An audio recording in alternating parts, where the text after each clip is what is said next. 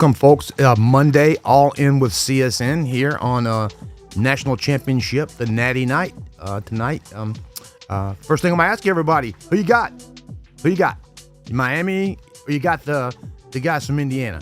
You got the 25-year-olds versus the Portal Kings. So who you got? Indiana, the college football's all-time losingest program. In 2 years, turns everything around, and now it's just on an ascension like we've never seen for a team like that to do that kind of a turnaround in 2 years. Amazing. And Miami, who struggled all year to get to what they wanted, which was an ACC championship and an easy path, but it looks like they slugged it out, man. They beat half the SEC to get into this thing. So they peaking at the right time.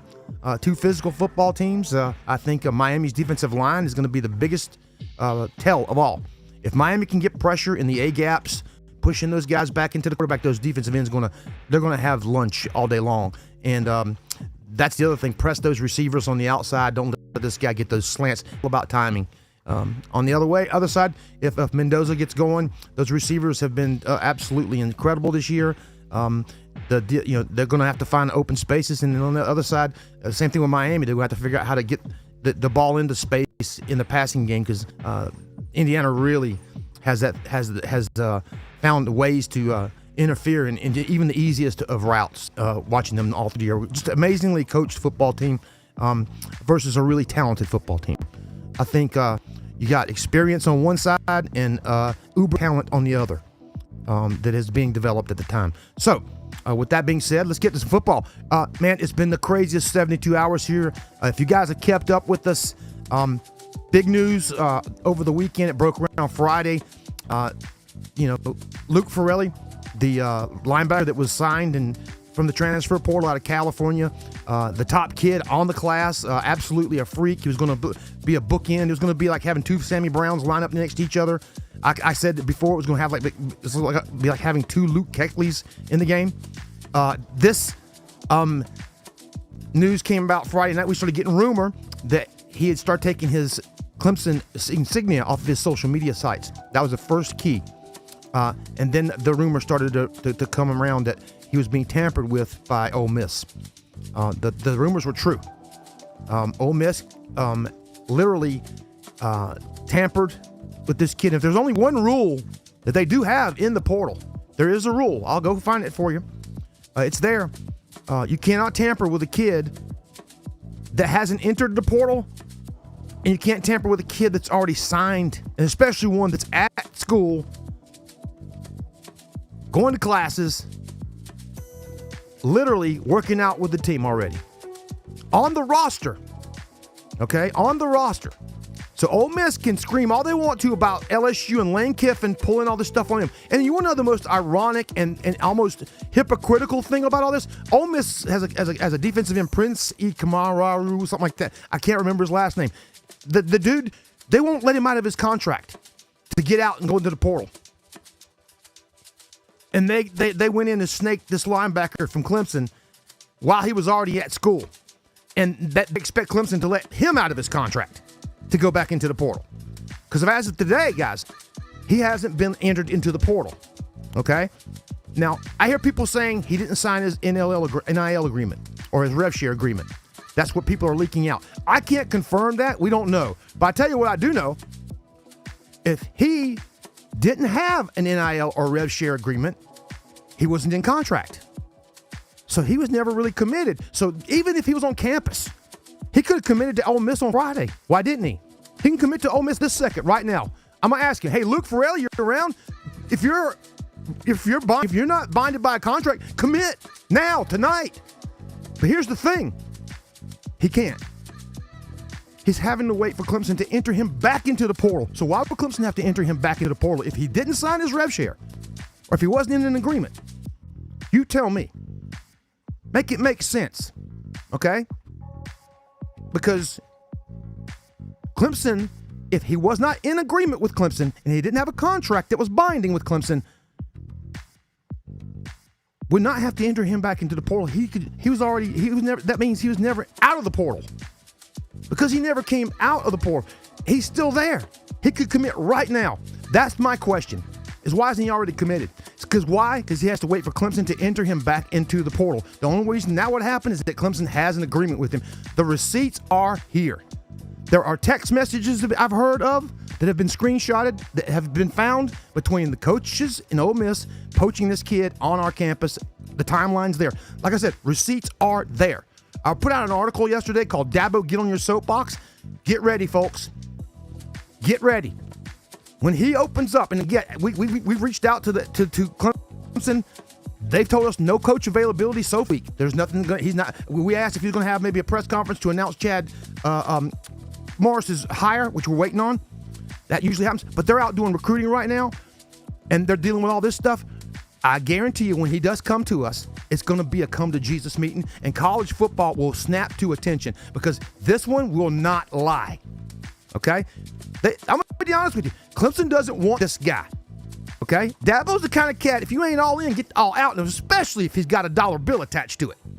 If he's telling you to be all in without a dollar bill, you better know for sure if you got a dollar bill attached to it, he expects you to be all in. He's just bought for you. He just bought you to be all in. Because get this, all right, let me get this one to you. When you're a high school recruit, on signing day, first thing you got to do is send in what's called a national letter of intent. That is a contract. And that's how college football used to work. That national letter of intent is good for 1 year. So on signing day, you're required to fax it in with what's called a wet signature. So they have actual proof with your signature on it. And once they got that letter of intent with your signature on it, that's the contract. You're held to it. You cannot back out of that. You have to be released out of that. That's how colleges used to keep players on campus, because those are only 1 year agreements. So what happens if you're a freshman, you sign that, right? So at the end of your freshman year, they bring you to the office. Coaches always have these evaluation meetings. He'll go, look, man, we want you back next year.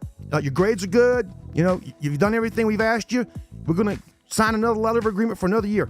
Or they say, we're going to let you out of your letter of agreement. That's how coaches get rid of players. That's how Steve Spurrier used to get rid of half the roster at South Carolina back in the day and infuse with other guys. You let them out of that letter of intent. That's the old way to do it. Now you can't do that. You get them on campus with that letter of intent. But again, I go back to why they make them sign. For nothing. This is back in the day when you supposedly weren't getting paid nothing but an education. They make them sign it. He makes sure they were signed. So if he's making sure that a kid is signing a letter of intent as a freshman just to come in and play ball with no money attached to it, you attach $1 million like we heard this kid was getting offered by Clemson, I can promise you Dabo made sure he signed that damn paper. I can promise you that there were lawyers standing there. He signed. He committed on the 6th of January. Okay? On the 16th of January, he decides to go other place. You can't tell me in 10 days that they didn't get him to sign that contract. I don't believe it. Again, Dabo will make you sign a contract right now if you're a freshman getting $0. It's called the National Letter of Intent, and you have to sign it and fax it over before you can even get anything done. You think he's going to let $1 million kid come around and hang out on campus and work out and not have an agreement with him and not have his butt covered? I don't think so. And as auspicious as Dabo has been about this whole transfer portal thing, and he was right, by the way, again, the dude's always right. As auspicious as he has been about this, don't you think he would have his T's crossed and his I's dotted and watching this stuff? He don't trust it as it is. Now, get ready. Because like I said, if you go read the article I wrote, Dabo, Get on Your Soapbox, he has the ability to go out and do this because why? He doesn't have the skeletons in his closet these other coaches do. You go look around the SEC, they want to go and tattletale on each other right now. But let me tell you why Lane Kiffin can't say nothing? Because he's doing the same damn thing. Let me tell you why the guy at Texas A&M can't say nothing? Because he's doing the same damn thing. Same thing at Texas and Texas Tech and all these other schools. Tattle on somebody because they're getting caught doing the same thing. But guess who ain't doing it? Dabo. Guess why? It's just him, and we've dogged him out. People have asked him why, play dirty, don't worry about it, get in those gray areas. We see what happens here. Now, what happens here is people have been asking for someone to step up and say something that someone will pay attention. Well, he's the guy. He is the guy. When he opens up his mouth about this, it's going to be epic, y'all. Epic. And it might start to change something. Something might happen. Because he said in the past, he said, if you leave it to football people, we'll figure it out. But you're not leaving it to football people. You're leaving it to the NCAA, who doesn't have any balls at all. in this whole situation. Now, getting back to Ole Miss. A shadier program has not existed since the 1980s version of Oklahoma with Barry Switzer. I'm going to tell you, this is a school that will sell their soul for football from now to eternity. Let's go back to Ed Orgeron. You know the story about Michael Orr? Remember they made that movie, was it called Blindside? You know how he got his scholarship to Mississippi? Go watch the movie. It says it right there, but here's how it happened. Hugh Freeze was his high school football coach. And when Ed Orgeron came around, he told Hugh Freeze, hey man, you get that kid, you got a job. And that's how it happened. Okay? Shadiness. Okay? So that introduced Hugh Freeze to college football. Ed Orgeron gets fired. Hugh Freeze moves on to another school. Okay? All of a sudden, when Orgeron gets toasted, who does Ole Miss call? They call Hugh Freeze. And what they tell him? Here's the keys to the car. Just keep on driving it just like we've been driving it. Meaning cheat your ass off. And that's what he did with Robert Nkendiche and that whole class he bought. Larry Tunstall, all that stuff, man. They got nailed because, remember this? Clemson gets rid of Machine Gun Chad Kelly. A scumbag of a kid. I know the stuff he did on campus. He was an asshole. I'll say the word. Okay? Got rid of this kid. Nobody would touch him. He ends up at East Mississippi Community College. You ever watched that thing on Netflix about these places? It's like Scumbag University. It's where the worst of the worst that can't go anywhere, they go to play football there, and it's like a breeding factory for some of the worst schools. So guess what? He ends up at Mississippi. Okay? So who do they go to next? You know, they go from Ed Orgeron to him. Then Lane Kiffin shows up. Another guy that just doesn't care about ethics. Just open up whatever it takes to win. Okay? And we'll go back before Orgeron. Houston Nutt. Another scumbag coach who got them in trouble with the NCAA for recruiting violations. This is a school that's known for this. Now, this new kid shows up. He's complaining about Lane Kiffin doing what he's doing, but you don't remember, he just worked for Lane Kiffin. He knows all those tricks. And so what does he do? Turns right around, comes to Clemson, and pulls that on us. I don't think this is going to lie. And remember, this guy's first job ever. Dad was been in the coaching industry for 16 years. He's highly regarded. Can you imagine when these two see each other at the coaches convention this year? You get where I'm coming from here? Dabo's about to call some people out onto the carpet. Again, he has the receipts and he has no skeletons in his closet. He's like the only guy in the country that can pull this off because he ain't got to worry about nobody. Nobody can point the finger back at him, especially this dude. So, that's me on my soapbox tonight, guys. I don't know, guys, ask questions. I see a couple guys have checked in down here. Hey, Kevron, how you doing there, Kyle? But if you got questions, hit us up, man, on YouTube or Facebook on the feed. Just hit us up. Hit us questions, and we'll let you know what we think. But, man, right before we came on the air, I broke some news up on social media. The defensive tackle out of Nebraska, it was flipped from Nebraska, Andy Berberisha, okay? He's the number one defensive tackle in junior college. He was an All-American first team, 45 tackles, 12 sacks. 12 sacks, 19 and a half tackles for loss, and 1 forced fumble. I put his highlights up on our Facebook page. You got to go check him out. He just flipped. He's actually committed now. He's committed to Clemson. I think I read where it's the biggest NIL deal for a junior college guy ever. So there you go. And let me get you about this one. Clemson has never signed junior college kids. Ever. The only guy I can remember that was a JC kid, you guys can help me out here, Trevor Price. All the way back to Trevor Price, defensive tackle.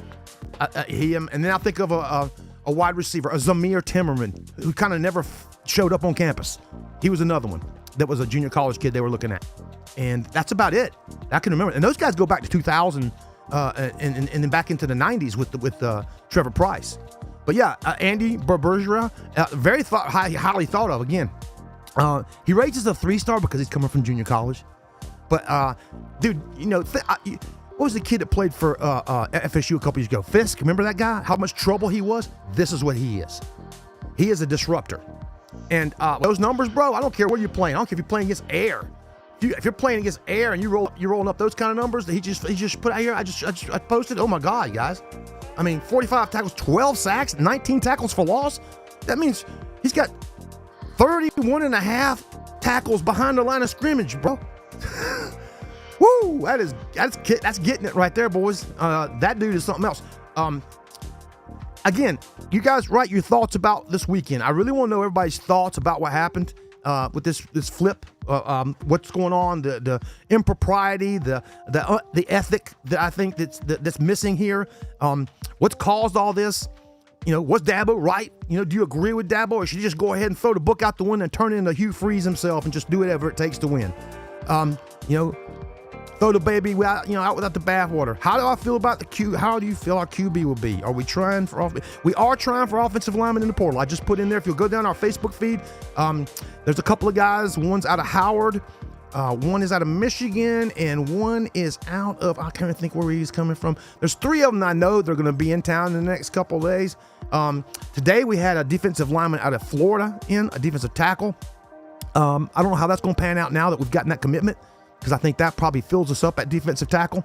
And I think that kid from Florida has probably just lost his spot because this Barisia kid took that. But quarterback, honestly, guys, I'm starting to feel Vizina.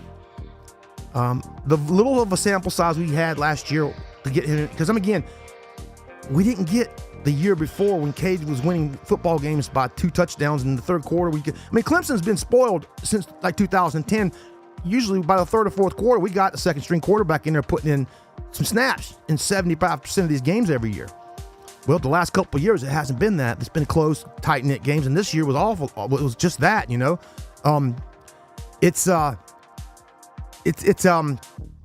Again, the sample size is too small, but again, we don't sit him at practice, okay?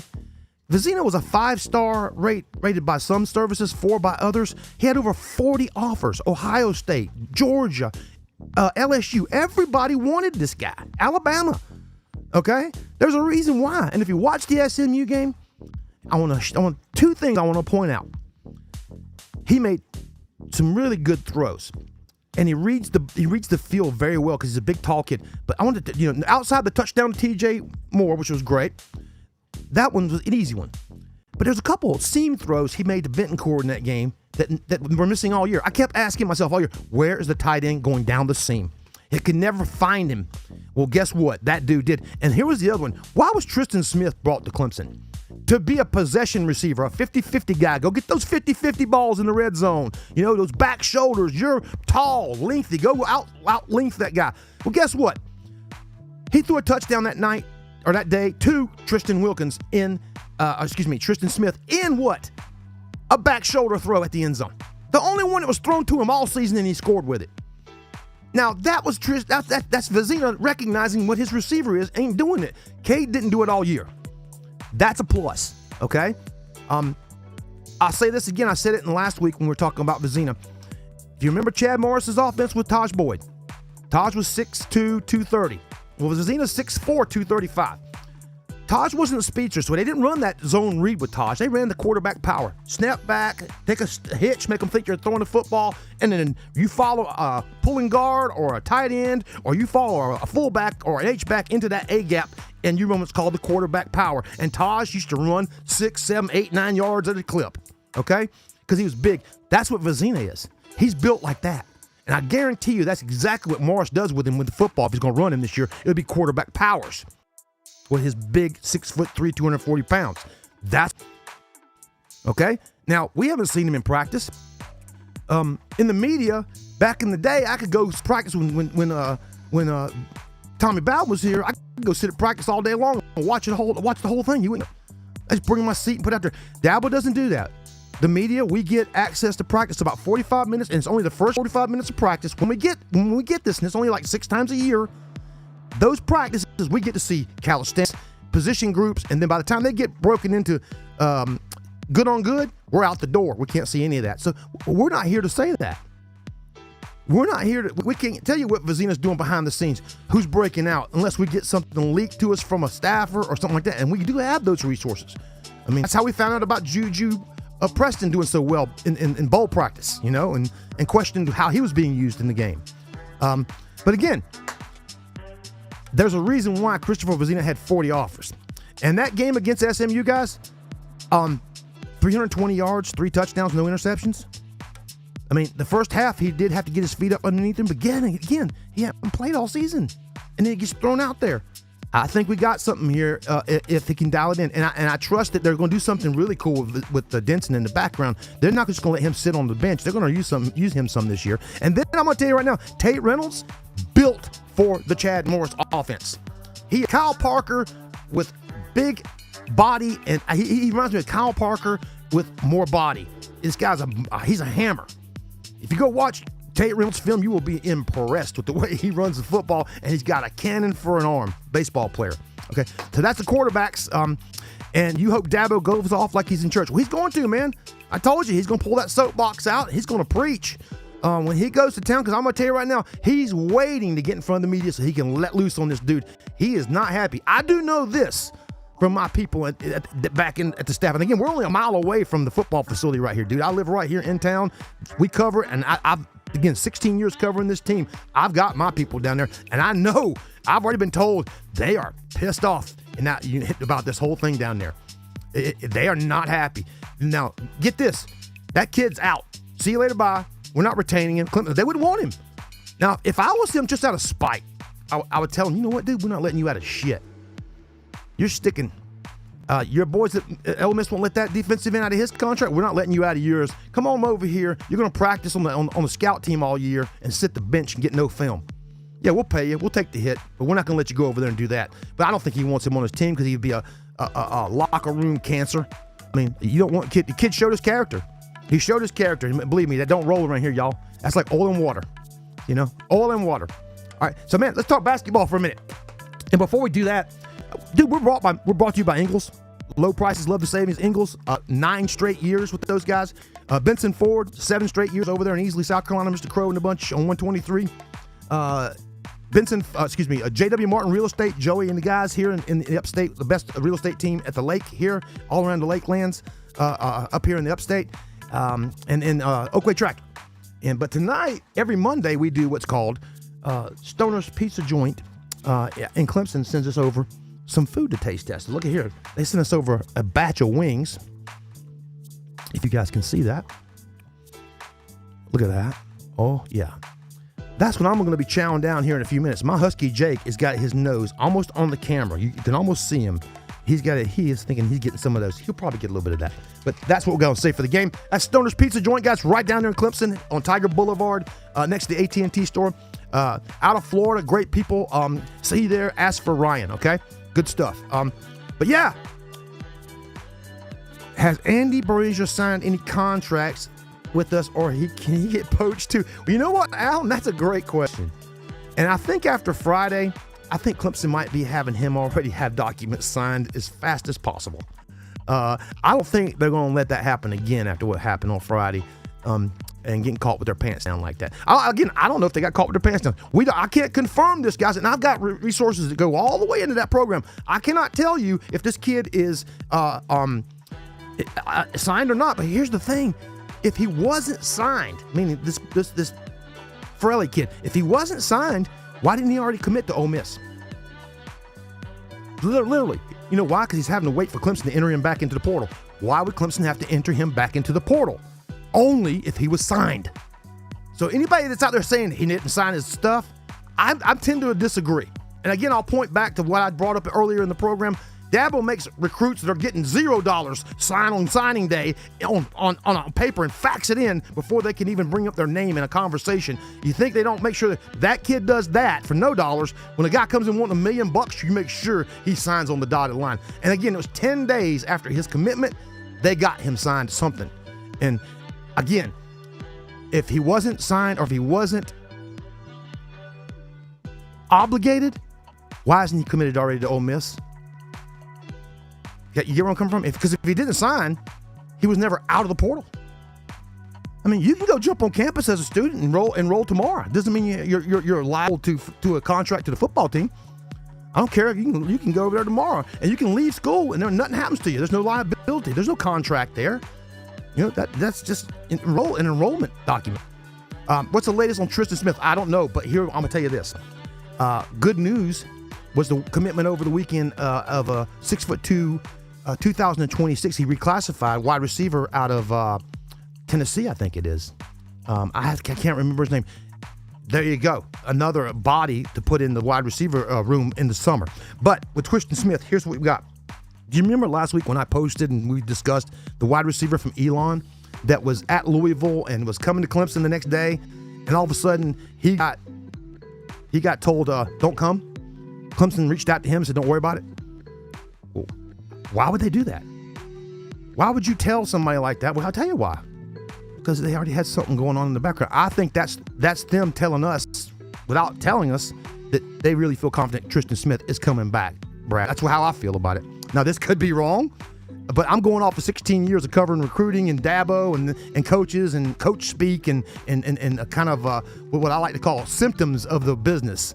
So when I see certain words used or certain things done, it makes me go, okay, they got a reason for doing that. Again, why would you tell a 6'4", 235-pound guy that averages 18 yards a reception with over 900 yards and 14 touchdowns at Elon last year, no, don't come on campus. We don't want to talk to you. Unless they had something already worked out. And that could have been this recruit they just signed, is what they were thinking on, because they had him reclassified to the 26 class, which means he'll come in the summer. Or they got good news on Tristan Smith, but I don't know. But yet, I can't confirm any of that. We will be all over that. We've got our ears down there. I wanted to get to basketball. We've been going at it here, talking about this for 30 minutes already. The football game's coming on here shortly. I don't want to keep you guys from pregame, but Brad Brownell is giving off a coaching clinic. The rest of the country has not realized it yet. They got to take a look at this. We were being just absolutely given a clinic. Every game I'm watching him just out-coach everybody. The stuff he does, the way he sets his team up, he knows that team so well. Man, again, I'll say it. They are a literal Swiss Army knife for him. He's like that, a Swiss Army knife. What I'm going to use next? This guy does that, and this guy does that. Ooh, wow, I can put them all out there in different combinations, man. He did it. I thought coming into the year, I said, look, he's got 9 new guys. Finding those guys and making them mesh and coming up with layers of depth. And running them out there like almost like a hockey line. We don't go out there and substitute one at a time. He substitutes 3 and 4 and 5 guys at a time. It's like watching a hockey line. That's how well he's got these guys. And watching them play defense is absolutely awesome. They play defense like nobody else's business. They take away the head of the snake every game. Every team that comes against Clemson, they figure out a way to take down their best player, and then they say, okay, you got to beat us with somebody else.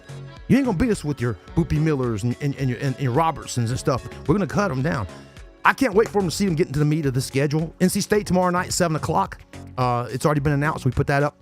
Women's basketball with a comeback win over against Wake Forest in overtime. Awesome. Hit 2 free throws with no time left just to go into overtime. Took them down in overtime and wore them out. But, man, let's get away from this. Everybody, let's go to watch some football. I'm going to go eat these wings from Stoner's Pizza Joint down there in Clemson. Jake is over here just licking my foot ready. He's ready to eat, man.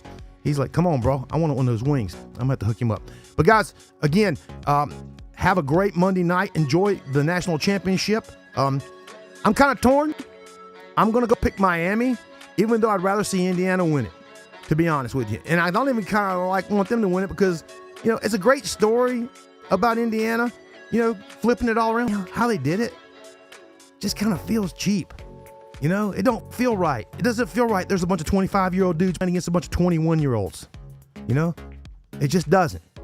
But that's how it is these days. That's how it is. That's the game.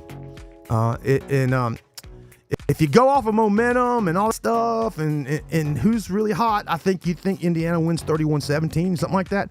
But I think it's going to be the other way. I think Miami's defensive line is going to come to play. They're at home. I know Indiana's going to travel well with this thing. It's probably going to be 50-50. But I'm telling you, dude, that Miami defensive line is the strongest thing they've seen so far. If that defensive line can work things up in the gaps and keep that running game at bay and get in the A-gap and put pressure in the A-gaps against Mendoza, you're going to see those defensive ends having lunch all day long. But y'all have fun, man. I'm going to go eat some wings.